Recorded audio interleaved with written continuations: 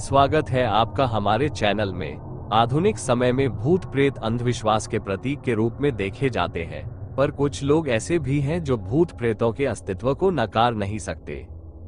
कुछ लोग पढ़े लिखे जिन्हें भूत प्रेत पर पूरा विश्वास होता है, वे भी इन आत्माओं के अस्तित्व को नकार जाते हैं, क्योंकि उनको पता है कि अगर वे किसी से इन बातों का जिक्र करें तो सामने वाला यही बोलेगा, पढ़े लिखे होने के बाद भी आप ये कैसी बातें कर रहे हैं। इस प्रश्न का उत्तर देने और लोगों के सामने खुद को गंवारू समझे जाने से बचने के लिए लोग इन बातों का जिक्र करने से बचते हैं। मैं आज यहाँ दो वृतांत का वर्णन करूंगा, जिसे सुनने पढ़ने के बाद आपको क्या लगता है अवश्य बताएं।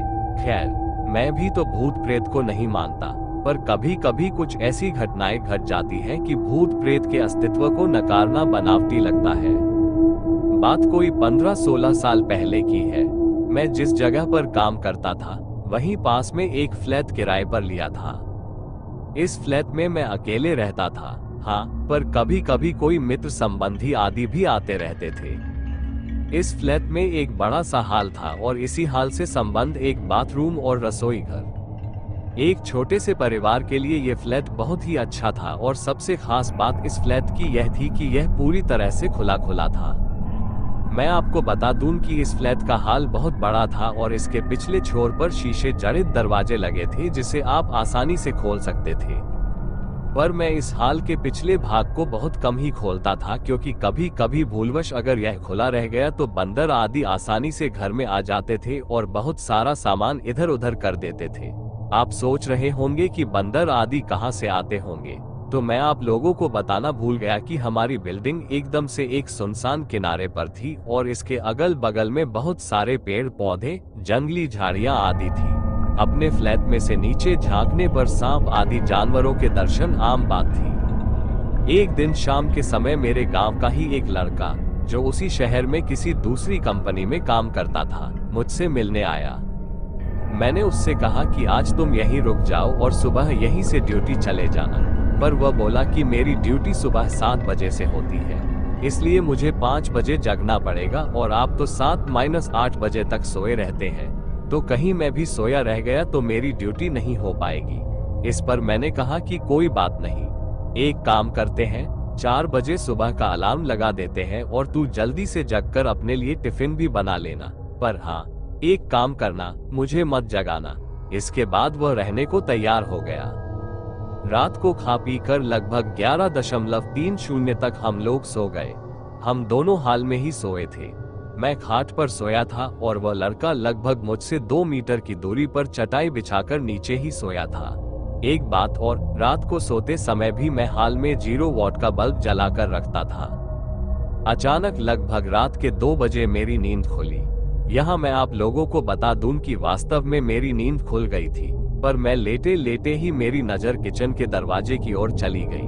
मैं क्या देखता हूँ कि एक व्यक्ति किचन का दरवाजा खोलकर अंदर गया और मैं कुछ बोलूं उससे पहले ही फिर से किचन का दरवाजा धीरे धीरे बंद हो गया। मुझे इसमें कोई हैरानी नहीं हुई, क्योंकि मुझे पता था कि गांव वाला लड़का ड्यूटी के लिए लेट ना हो, इस चक्कर में जल्दी जग गया होगा। बिना गांव वाले बच्चे की ओर देखे ही ये सब बातें मेरे दिमाग में उठ रही थी। पर अरे यह क्या, फिर से अचानक किचन का दरवाजा खुला और उसमें से एक आदमी निकलकर बाथरूम में घुसा और फिर से बाथरूम का दरवाजा बंद हो गया। अब तो मुझे थोड़ा गुस्सा भी आया, और चूंकि वह गांव का लड़का रिश्ते में मेरा भाई लगता है, इसलिए मैंने घड़ी देखी और उसके बिस्तर की ओर देखकर गाली देते हुए बोला, बेटे, अभी तो 3 भी नहीं बजे हैं और तू जगकर खटपट शुरू कर दिया। अरे, अब अचानक मेरे दिमाग में ये बात आई कि मैं इसे क्यों बोल रहा हूँ, ये तो सोया हुआ है। अब तो मैं फटाक से खाट से उठा और दौड़कर उस बच्चे को जगाया। वह आंख मलते हुए उठा, पर मैं उसको कुछ बताए बिना सिर्फ इतना ही पूछा कि क्या तू 2-3 मिनट पहले जगा था? तो वह बोला, नहीं तो, और फिर से सो गया। अब मेरे समझ में कुछ भी नहीं आ रहा था। मैंने हाल में लगे ट्यूब को भी जला दिया था। अब पूरे हाल में पूरा प्रकाश था और मेरी नजरें अब कभी बाथरूम के दरवाजे पर तो कभी किचन के दरवाजे पर थी, पर किचन और बाथरूम के दरवाजे अब पूरी तरह से बंद थे। अब मैं हिम्मत करके उठा और धीरे से जाकर बाथरूम का दरवाजा खोला। बाथरूम छोटा था और उसमें कोई नहीं दिखा। इसके बाद मैंने किचन का दरवाजा खोला और वहां भी लगे बल्ब को जला दिया, पर वहां भी कोई नहीं था। अब मैं क्या करूं? नींद भी एकदम से उड़ चुकी थी। इस घटना का जिक्र मैंने किसी से नहीं किया। इस घटना को बीते लगभग 1 महीना हो गया था और रात को फिर कभी मुझे ऐसा अनुभव नहीं हुआ। एक दिन मेरे गांव के 2 लोग हमारे पास आए। वे लोग रात को मेरे यहाँ ही रुके थे और उस रात मैं अपने एक रिश्तेदार से मिलने चला गया था और रात को वापस नहीं आया। सुबह सुबह जब मैं अपने रूम पर पहुंचा तो वे दोनों लोग तैयार होकर बैठे थे और मेरा ही इंतजार कर रहे थे।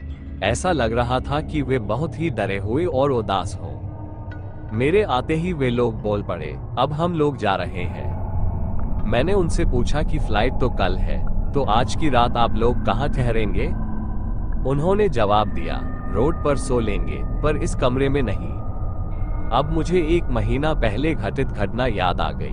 मैंने उनसे पूछा कि आखिर बात क्या हुई, तो उन्होंने बताया कि रात को कोई व्यक्ति आकर हमें जगाने लगा और बोला, कंपनी में चलते हैं, मेरा पर्स वहीं छूट गया है।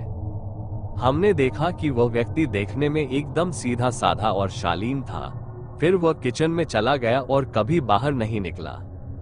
अब तो मैं भी थोड़ा डर गया और तेजी से किचन का दरवाजा खोला, पर किचन में कोई नहीं था। हाँ, पर हमने पाया कि फ्रिज में रखे टमाटर गायब थे और वहां टमाटर के कुछ बीज और रस गिरे हुए थे। पता नहीं ये हमारा वहम था या वास्तव में कोई आत्मा हमारे रूम में आई थी।